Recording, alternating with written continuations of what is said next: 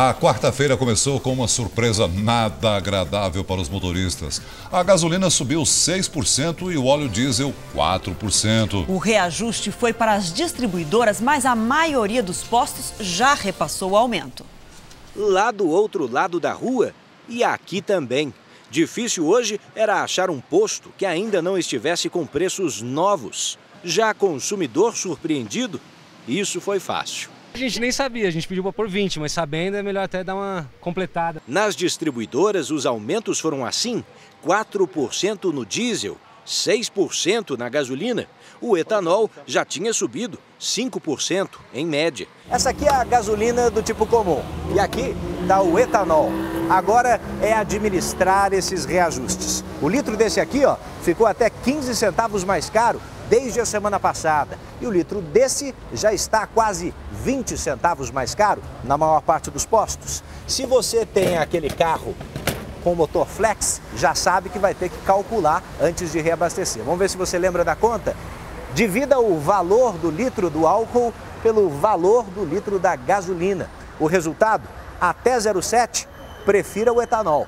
Acima de 0,7, reabasteça com gasolina. O taxista aí já fez as contas e escuta quanto ele vai gastar a mais por mês. Mais ou menos uns R$400. Para este economista, a Petrobras não poderia abrir mão do aumento. Tentar corrigir os preços da melhor maneira possível e que possam permitir o financiamento das operações da empresa, da Petrobras, em 2016. A Justiça do Rio mandou prender os 5 PMs acusados de forjar a cena da morte do jovem Eduardo Santos, de 17 anos.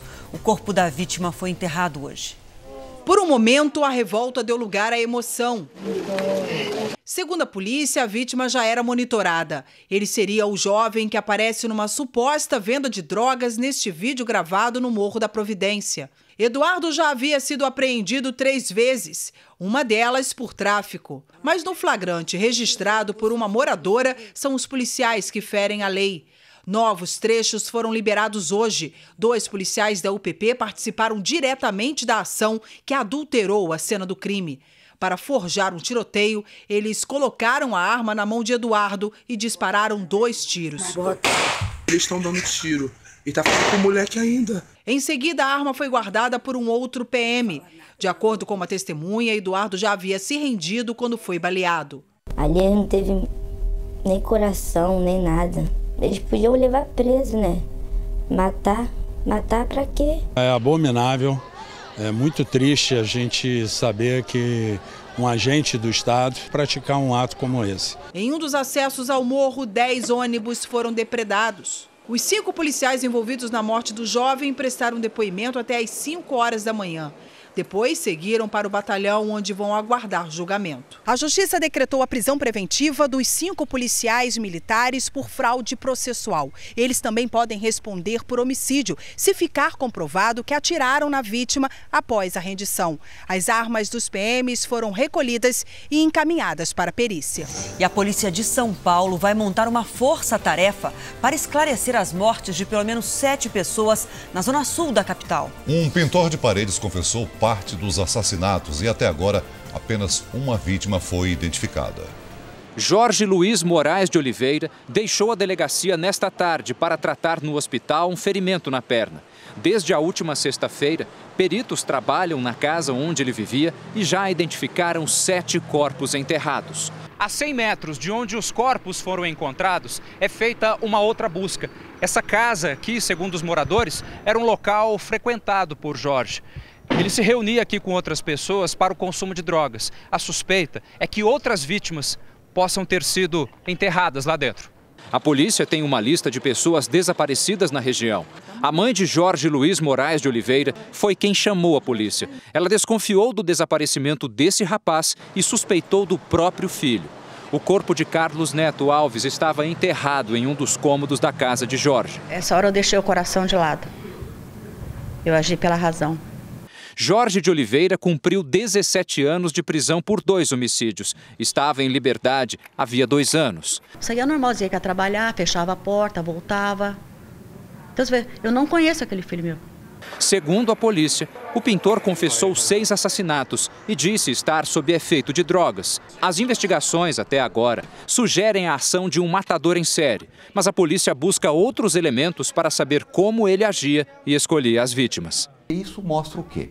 Uma insensibilidade enorme com a vida humana, uma indiferença completa com a morte, porque ele mata e continua vivendo no mesmo local. Então, normal mentalmente ele não é. Agora, o que ele tem é somente um exame dele direto é que poderia dizer. A presidente Dilma decidiu tirar o ministro Aloysio Mercadante da Casa Civil. Ele deve assumir o Ministério da Educação. A reforma ministerial pode ser anunciada amanhã. O mais difícil ficou para o final. A presidente Dilma decidiu abrir mão de seu principal auxiliar no Planalto, o ministro da Casa Civil, Aloysio Mercadante. O petista deixa o cargo mais próximo à presidente para voltar ao Ministério da Educação. Taxado de desagregador por aliados em vários partidos, Mercadante também funcionou como escudo de proteção a Dilma. A troca mais importante na reforma ministerial foi recebida com um certo alívio, ainda que discretamente, até por petistas. Em conversas reservadas, alguns admitem que Mercadante teria se inviabilizado politicamente. E até o ex-presidente Lula recomendou a substituição.